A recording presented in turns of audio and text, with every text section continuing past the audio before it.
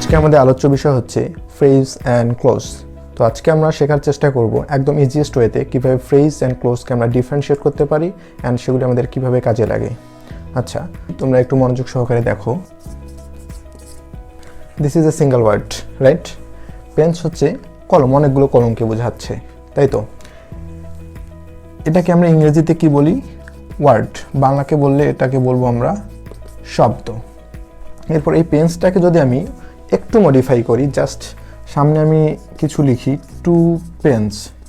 দেখো তো, আগে আমাদের একটা মাত্র ওয়ার্ড ছিল, সিঙ্গেল ওয়ার্ড। এখন আমাদের ওয়ার্ড দুইটা, একটা টু, একটা হচ্ছে পেন্স। দেখো তো, এই টু পেন্সটাকে আমরা বলছি ফ্রেজ। আগে এটা ওয়ার্ড ছিল, এটা ডিরেক্ট ওয়ার্ড, এটাকে ফ্রেজ বলার কোনো কারণ নাই। কিন্তু এখানে দেখো দুইটা ওয়ার্ড হয়ে গেছে।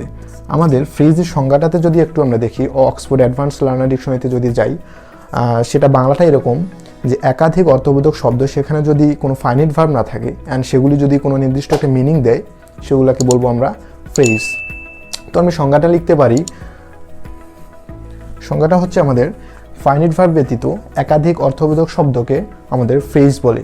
তো এটা একটু মেলানোর চেষ্টা করি, তো এটাকে আসলে আমরা ফ্রেজ বলতে পারি কিনা। প্রথম কথা হচ্ছে ফাইনাইট ভার্ব ব্যতীত, ফাইনাইট ভার্ব থাকা যাবে না, একাধিক শব্দ থাকতে হবে আমাদের। দেখো তো, এখানে একাধিক মানে একের অধিক লাগবে, একের বেশি, দুইটা হলেও হবে, তিনটা হলেও হবে, অনেকগুলো হলেও হবে। তো প্রথম কথা হচ্ছে ফাইনাইট ভার্ব ছিল না, একাধিক ওয়ার্ড অ্যান্ড অর্থবোধক। দেখো তো, টু পেন্স, দুইটা কলম আমাদের। সো তিনটা শর্ত দেওয়া আছে আমাদের ফ্রেজের সংজ্ঞাতে, তিনটা শর্তই মানছে। সো টু পেন্সকে আমরা ফ্রেজ বলতে পারি। এরপর এই টু পেনকে যদি আমরা অল্প একটু মডিফাই করি আরও, টু রেড পেন্স, সেটাও দেখো এখানে তিনটা ওয়ার্ড। আগে ছিল আমাদের দুইটা ওয়ার্ড, এখন তিনটা ওয়ার্ড। তিনটা ওয়ার্ড দেখো, ফাইনাইট ভার্ব নাই, একাধিক ওয়ার্ড, আবার অর্থবোধক। সো এটাকেও আমরা একটি ফ্রেজ বলতে পারি। এরপর আসো ফাইনাইট ভার্ব ব্যতীত। আচ্ছা, ফাইনাইট ভার্ব ব্যতীত বলতে আমরা কি বোঝাচ্ছি? আসলে ফাইনাইট ভার্ব থাকবে না, কিন্তু আসলে আমাদের ফাইনাইট ভার্ব কীরকম এটা আসলে আমাদের জানা উচিত। এই জানলে আমাদের এই জিনিসটা পুরো ক্লিয়ার হয়ে যাবে। দেখো তো, আমরা সাধারণত ভার্বের 5টা ফর্ম শিখে আসি। সেটা হচ্ছে ভার্ব প্রেজেন্ট ফর্ম। আমি যদি এখানে লিখি গো, ভার্বের প্রেজেন্ট ফর্ম আমরা বলি এটাকে ওয়েন্ট। ভার্বের পাস্ট ফর্ম বলি আমরা এটাকে গান। এটাকে আমরা ভার্বের 3 অর্থাৎ পাস্ট পার্টিসিপল ফর্ম বলি। আরও দুইটা ফর্ম আছে আমাদের, টু গো, এটাকে আমরা ইনফিনিটিভ বলি। অ্যান্ড ভার্বের সাথে আইএনজি একটা ফর্ম আছে, জিরান্ট, অথবা মাঝে মাঝে তাকে পার্টিসিপলও বলা চলে।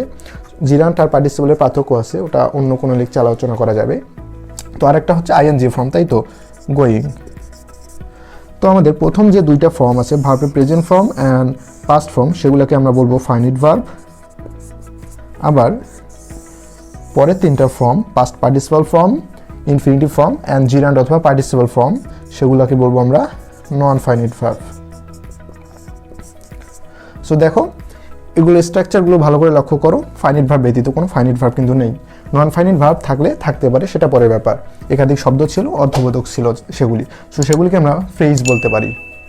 এবার আসো আমাদের ক্লোজ বলতে আমরা কী বোঝাচ্ছি। ক্লোজের প্রথম যে সংজ্ঞাটা আমি লিখব, সেটা হচ্ছে ক্লোজে অবশ্যই একটা আমাদের সাবজেক্ট থাকতে হবে, দেন একটা ফাইনাইট ভার্ব থাকতে হবে। ফাইনাইট ভার্ব বলতে এই যে আমরা শিখে আসছি ফাইনাইট ভার্ব, এই দুইটা ভার্বের present form and past form যে কোনো একটা অবশ্যই আমাদের ক্লোজের মধ্যে থাকতে হবে, অ্যান্ড একটা সাবজেক্ট থাকতে হবে। দেখো তো, তাহলে আমি লিখতে পারি না আই গো, আমি যাই।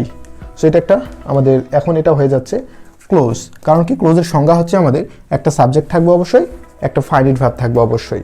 সো এখানে সাবজেক্ট একটা আছে, একটা ফাইনাইট ভার্ব আছে, সো সেটাকে আমরা ক্লোজ বলতে পারি।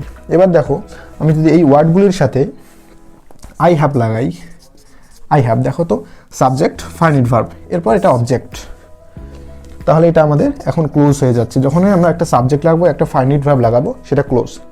সো আমাদের ক্লোজে কি একটা সাবজেক্ট একটা ফাইনাইট ভার্ব থাকতে পারে? না, অনেকগুলো সাবজেক্ট আর অনেকগুলো ফাইনাইট ভার্ব, অনেকগুলো ভার্ব থাকতে পারে, কিন্তু তখন সেটা একটা মাত্র ফাইনাইট ভার্ব হবে, বাকিগুলো নন ফাইনাইট হবে। ওকে, নন ফাইনাইট একটু পর আলোচনা করবো সেটা। এবার দেখো, এখানেও যদি আমি আই হ্যাভ লাগাই, তাহলে সাবজেক্ট ফাইনাইট ভার্ব হচ্ছে, এখানে অবজেক্ট।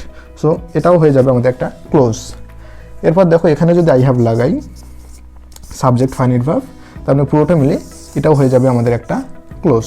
তো ফ্রেজ আর ক্লোজের মধ্যে আসলে বেসিক ডিফারেন্স কি? দেখো, ফ্রেজে আমাদের কি হচ্ছে, ফ্রেজে আমাদের কিন্তু কোনো ফাইনাইট ভার্ব ছিল না। নন ফাইনাইট ভার্ব থাকলে থাকতে পারে। কিন্তু ফ্রেজগুলো কি হচ্ছে একাধিক অর্থ, একাধিক ওয়ার্ড হচ্ছে, অ্যান্ড তাদের একটা নির্দিষ্ট মিনিং বহন করে তারা। জাস্ট এটা হচ্ছে আমাদের ফ্রেজ। অ্যান্ড ক্লোজ হচ্ছে কি আমাদের একটা সাবজেক্ট থাকতে হবে, আবার একটা ফাইনাইট ভার্ব থাকতে হবে। ঠিক এরকম আই গো, অথবা I have 2 pens, I have pens, অথবা আই হ্যাভ 2 রেড পেন্স। এটাই হচ্ছে আমাদের ফ্রেজ অ্যান্ড ক্লোজের মধ্যে ডিফারেন্স।